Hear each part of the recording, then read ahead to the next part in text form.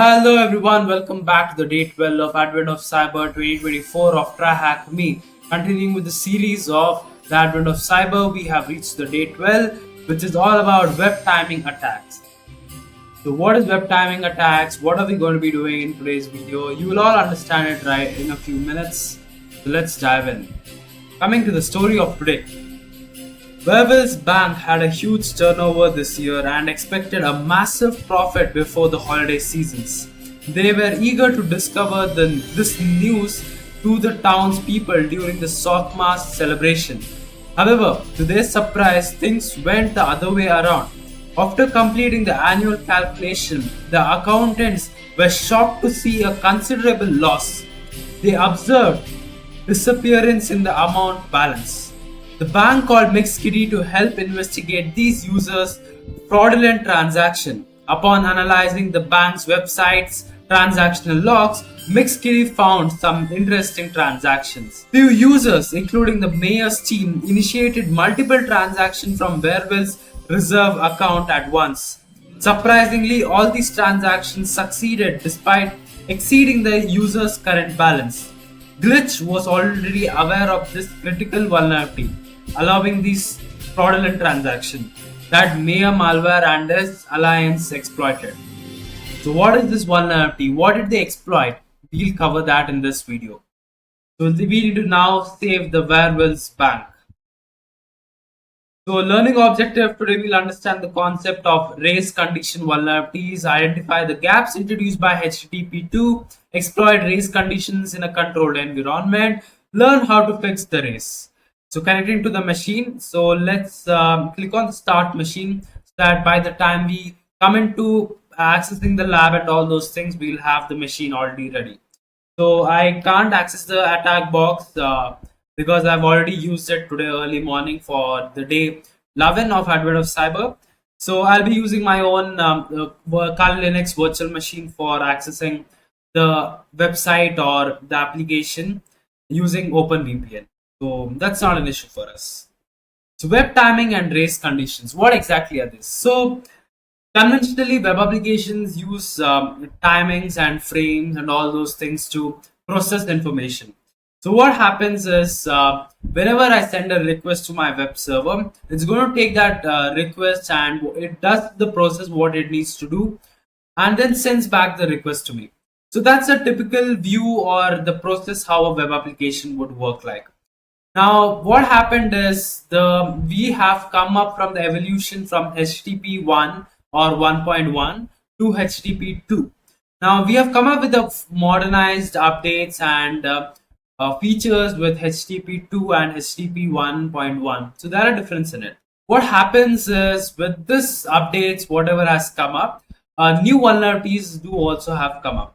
Now, what are these vulnerabilities? We'll get into a moment, but let's understand the fundamental about web timings and race conditions. So web timing is nothing but the amount of time it requires for a web application to take my data which I've sent as a request, process that and then send it back there.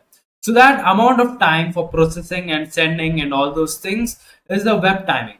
Now what happens in a race condition is that I can send multiple amounts of requests to the web server in such a way that it does not get to verify the authenticity or the integrity of the requests is whatever I'm sending.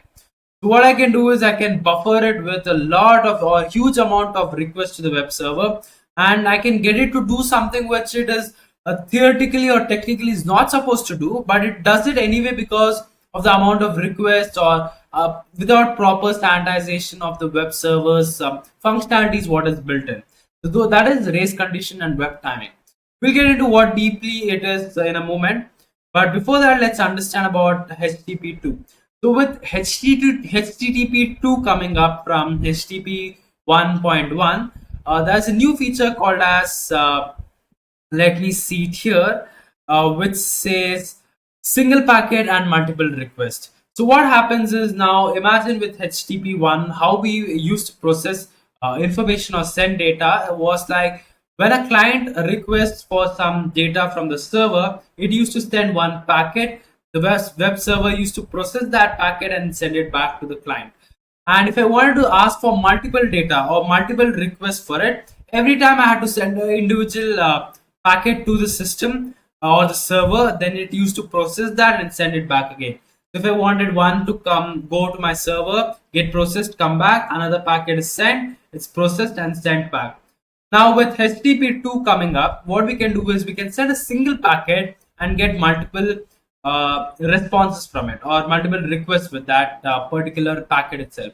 So how it works is I'm going to send, this is my client and this is my server. So I'm going to send a packet from here, okay, which is okay, I'm going to send a packet from here and then which is going to be containing multiple requests, which says I want this information, I want this information, I want this information. So these three informations are going to be there and it's going to the server of it, and then it's going to send the data depending upon the time how much it requires for processing it, and then it's going to send one by one or all together at once.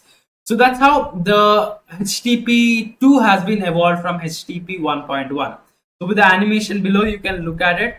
So HTTP 1.1 has sent a request to the server and then it does its processing and all those and sends it back. So it takes its own time. But what happens in HTTP2 is it's going to send a single packet with multiple requests in it, and then the server is going to process all those things and then send it back to the client. And here you can see that the difference between the processing of two requests is going to be like, for example, 3 milliseconds. So they've given a good animation here to give us an understanding about how it would look like. Okay, so it took some time. For example, 20 milliseconds plus 30 milliseconds up to 50 milliseconds. Here it was just the gap of 3 milliseconds between. Okay, so they've given with the animation. You can go through this. I am not going to be reading this. Now, the type of attacks that we can expect from this timing-based attack is one is information disclosure. What I can do is I can buffer it with a lot of requests at once, and that might give me some information which it had actually not supposed to be disclosing, but it still did it anyway. Or I can perform a race condition. So, what exactly is race condition is that I can send multiple requests at once, such a way that it forgets to verify the authenticity of that request.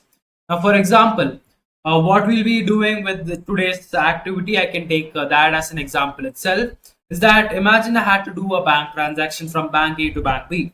Now, I had only 500 rupees with me, 500 rupees, or you can convert that into dollar or any comfortable currency amount for you to calculate in your mind. So, I will take an Indian currency of 500 rupees, which is there in my bank account. Now, if I wanted to transfer this same 500 rupees to my friend, okay, so let's consider Rahul as my friend. So I want to transfer him 1000 rupees, but I don't have that much amount in my bank account. So what I will do is, as my hacker cap or as my hacker's mindset, I'm going to think of this. What if I send the request to my server or the banking application simultaneously at the same time, where the latency between those two requests is so less that the processing done by the server is going to consider them as the same request.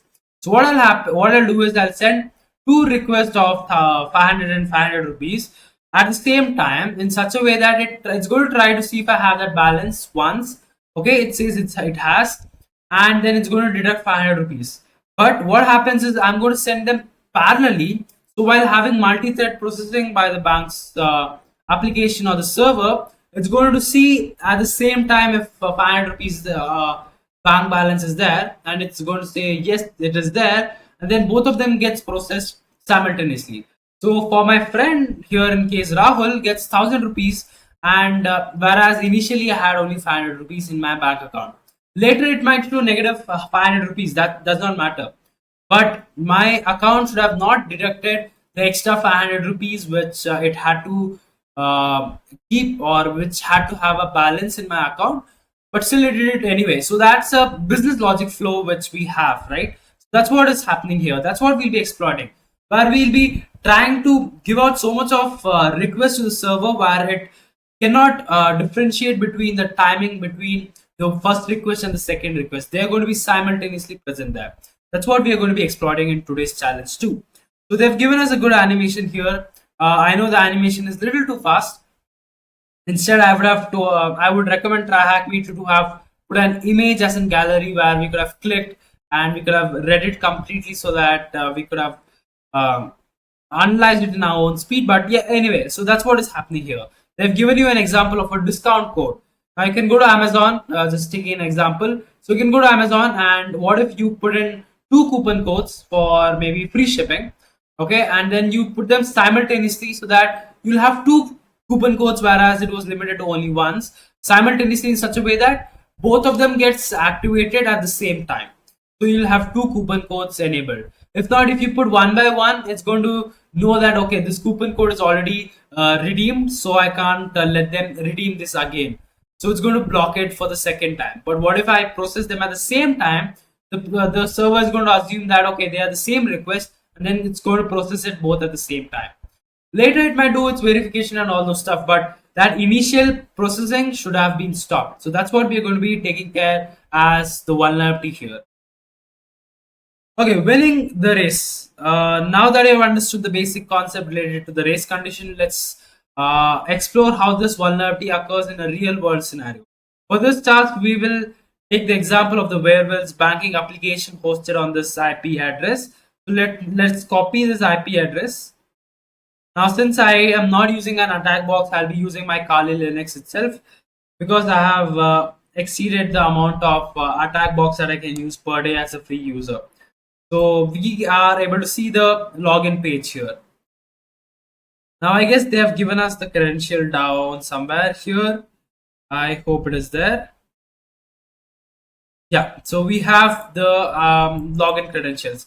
Now before that, they have told us that it is better to use Burp Suite because we'll be using that as our application.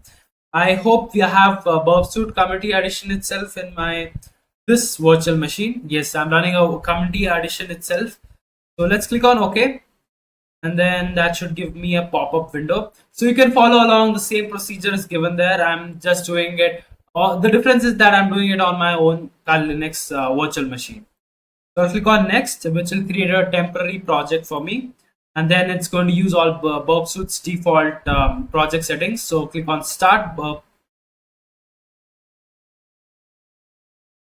So they're recommending us to use Burp Suite's browser. So let's do that itself. Now here you will see multiple windows. I guess it's called as Windows itself. So there is one is proxy, which is going to be intercepting, or it's going to be sending all the traffic from our web browser through Burp Suite, and then it's going to send it to the server. So here it's the place where you can look at the history of all the packets and communication that has happened before and all those things. Intruder is usually used for brute forcing any parameters of the web request or post methods where you can intrude for multiple requests there. And repeater, if you want to do some testing or send some requests of your own trial request or post methods, you can do it here. So proxy, that's what we'll be using here. So let's go to the intercept tab and then also go to proxy settings because we'll be using Burp's browser. So click on Burp's browser and then click on the option to stay allow Burp's browser to run without a sandbox. So we don't want any sandbox environment that we'll be running. We just wanted the plain and vanilla flavor of Firefox, which is embedded in Burp Suite. The difference is that it has configured all the proxy settings and all those things, and we don't have to do it manually. If you want to do it manually, you can either there are two ways. One is to use a Foxy proxy extension, and then you can connect the Firefox browser to the Burp Suite, or you can go up to settings and then scrolling down you can go to the settings of network settings option, and then you can say manual proxy configuration and set the IP address and the port number of Burp Suite, and you can connect it there.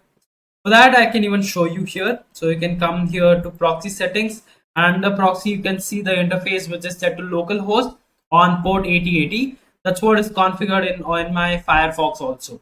So localhost and port 8080. And if you're using HTTPS, you need to import certificate for Burp Suite to enable HTTPS what do I say, packet transaction or packet transfers. So you need to do all those processes, which I've done it here. And to just avoid these steps and all those things, we'll be using the Burp Suite's browser itself. So that's a pretty way and an easy way to configure and run our Firefox without requiring to do all those multiple steps. So now let's click on the open browser option here. So that will open up a vanilla flavored Burp Suite Firefox, which is configured to run with Burp Suite. So let's make this window full screen, or let's make it half a screen, and also make my Burp Suite half a screen, so that then we can have a side-by-side view of the process that we're doing. So let's come back here and then copy this IP address. So we have already gone through all these steps. So let's skip all this process and then that will come here. So let's put this side by side, and then let me put the IP address pasted in the URL here and then press enter. Since I'm already connected to their OpenVPN, I should have this login window shown up to me. And in this left side of my screen, you can see the HTTP history, which is going to be having all the histories of the packets which have been sent from my browser to the server. You can see a lot of traffic here. You can ignore most of them because most of them are going to be just the junk data which is being sent from your browser. You can ignore that. Let's come down here and then select the applications or the tester's user account. So it's 110 and the password is tester. So let's put that in my browser. So 110 and then tester. Okay, so and I'll say login. So in here you can see the login post and all those requests going on. We don't have to worry about it right now. Okay, now I'll click on never so that I don't have to save all those things. So fundamentally, what do we have now? We have an option to log out, which we don't want to do right now as a tester. And we also see that I have $1,000 of balance left in my account. And let's do some testing with sending money to your friends or some other bank account to see how it's going to behave. For that, they've given us an account number which we can use, which is 111. I guess they'll be demonstrating with the same thing. So let's transfer some money to our friend or whoever is running this account number 111. So 111. Then I'm going to say I want to transfer nearly $100. So I'm going to say transfer. Okay. Or let's set the amount to be a little higher to $500. Then let's click on transfer. When I click on transfer, that says success, transaction ID is this and all those things. Now in my side window here, if I can show it here, you can see that there's the post method of sending my bank transaction. So let's put that. Can I click all this so that I don't want to see all them? Then yeah. So what you can see here from the left side of my screen is the account number that I am sent through. So I sent 111 and the amount that I sent through, which was $500. Now if you look at the right side of my screen, you can see that I'm only left with $500 in my bank account, which means that technically if I send more than $500, it should stop the transaction from happening. So let's try that with $600 and then amount to be the account number to be entered here. So to 111 itself, let's say $600, which should technically stop me from sending the transaction because I don't have that much of balance in my account. So let's say transfer. So it says insufficient fund and it has stopped my transaction from happening. So you can see that I still have $500 with me and no amount is detected or debited from my account. Now, what is the vulnerability here, or what is the vulnerability that we could exploit?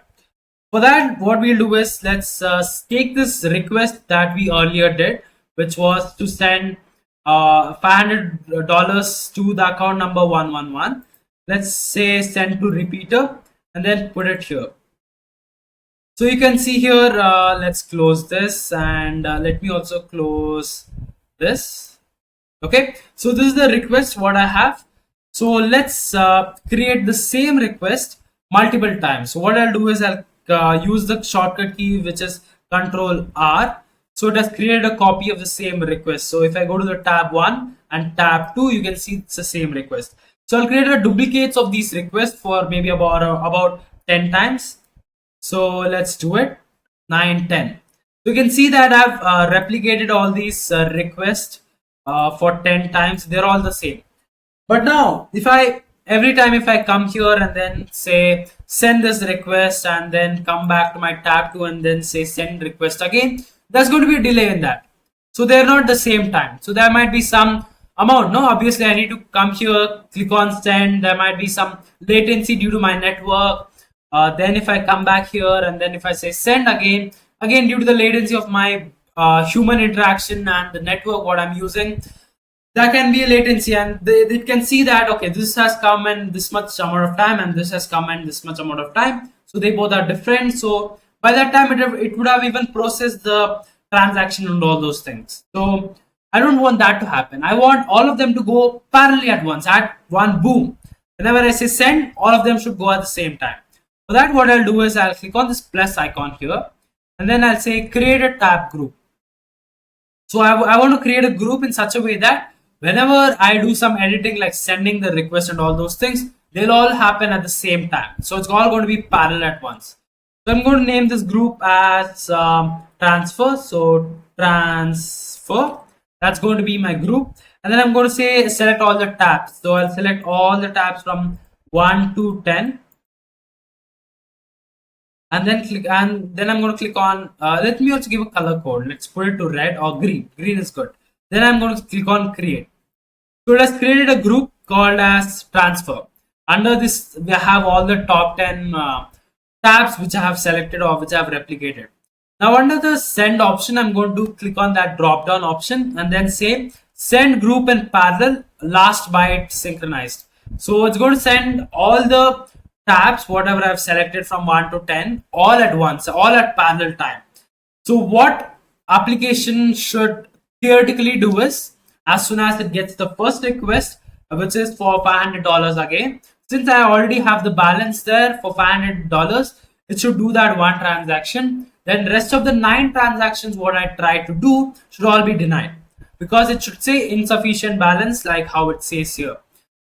But does that really happen? As a tester, we need to identify that. What I will do is I'm going to say send group in parallel and then let's see what is going to happen. Shall we? So let's click on the option send group parallel, and with crossed finger we might get some response, and we have got a response. How I can say that is because I got the send option again. So technically how much is 500 into 10 is 5,000. So $5,000 should have been debited from my account if the vulnerability exists. If not, I should have zero balance in my account.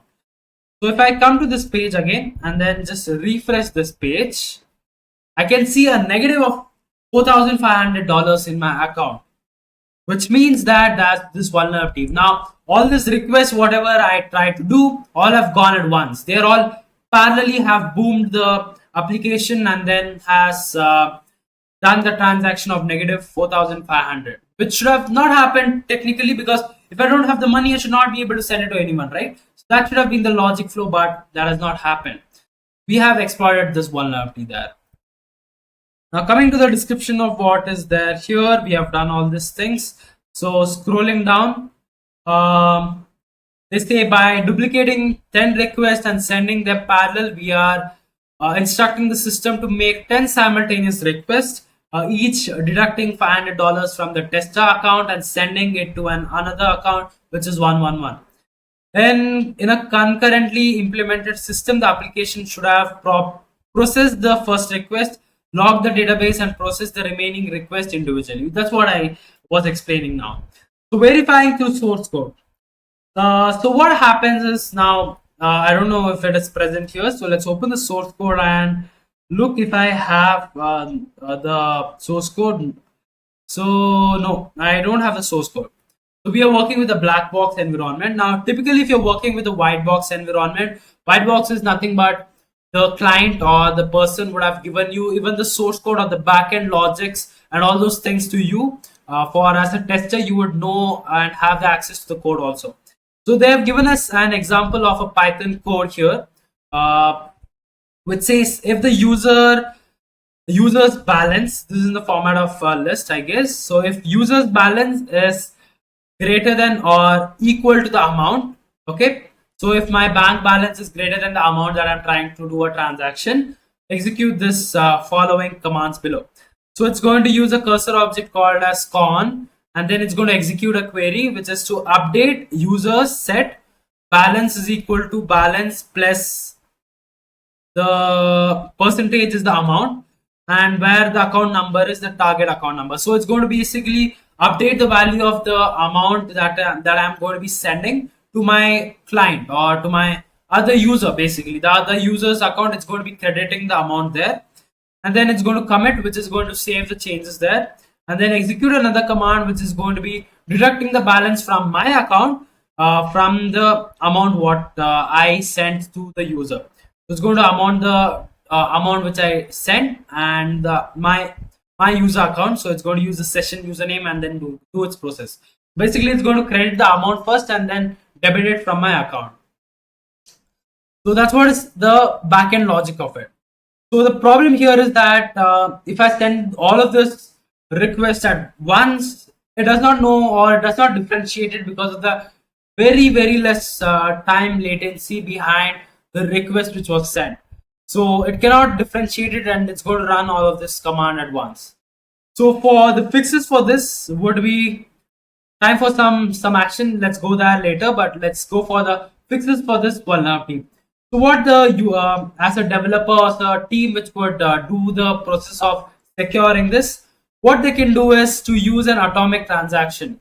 So developers should implement atomic database transaction to ensure all the steps of a fund transfer are performed at a single unit, which means that if I send a transaction, imagine it's three simultaneous transactions which I send, it should all happen one at a time. So it cannot do all the three at once, even though it is meant to do it if it is a large number of user database.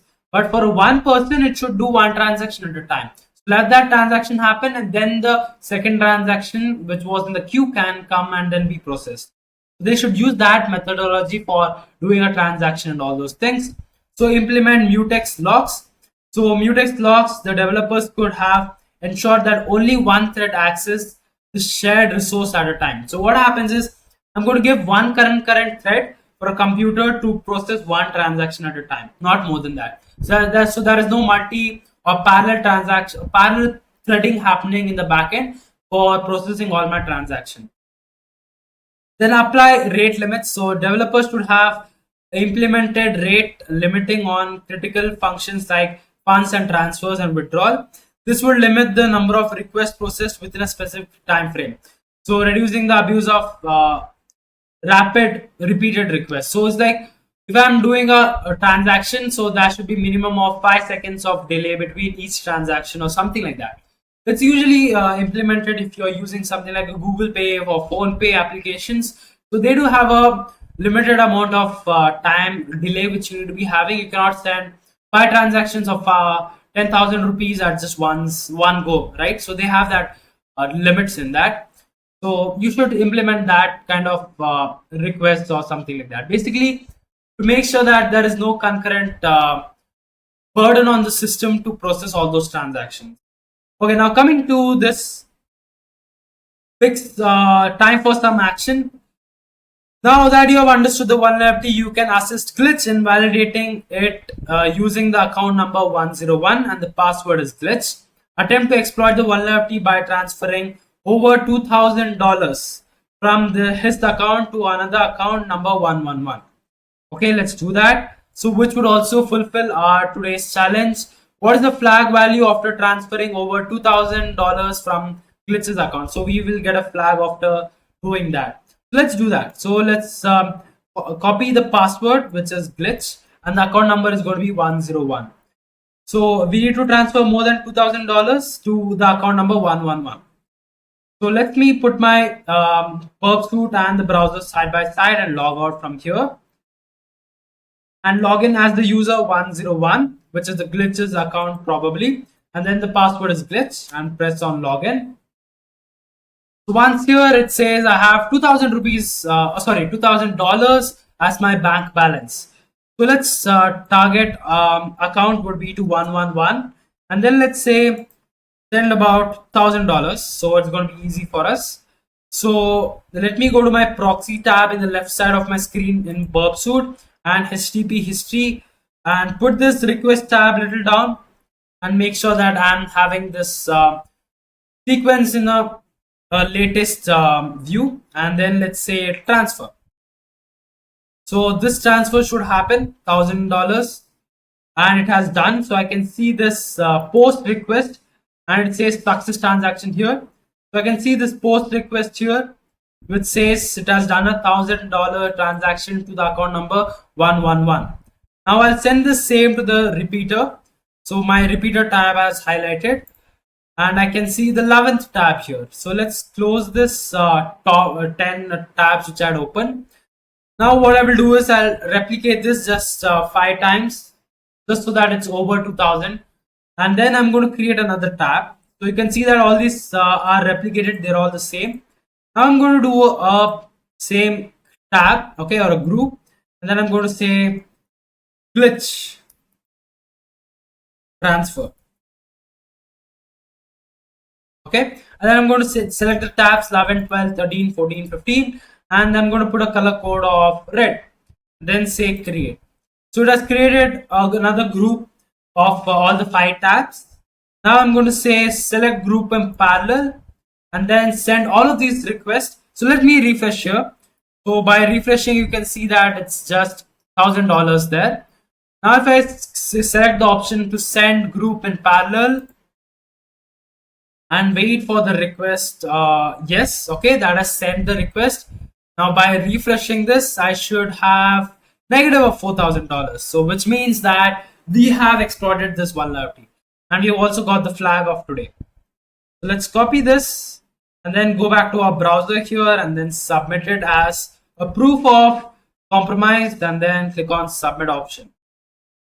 Okay, so we have submitted the flag and probably completed today's challenge and today's task. If you enjoyed this task, feel free to check out the race conditions room, and where balance shifts and numbers snore, look for an entry, an open door. Yes, so next time when you're doing a penetration testing or looking for some bug in the application, look for the time-based or race condition vulnerabilities in the application.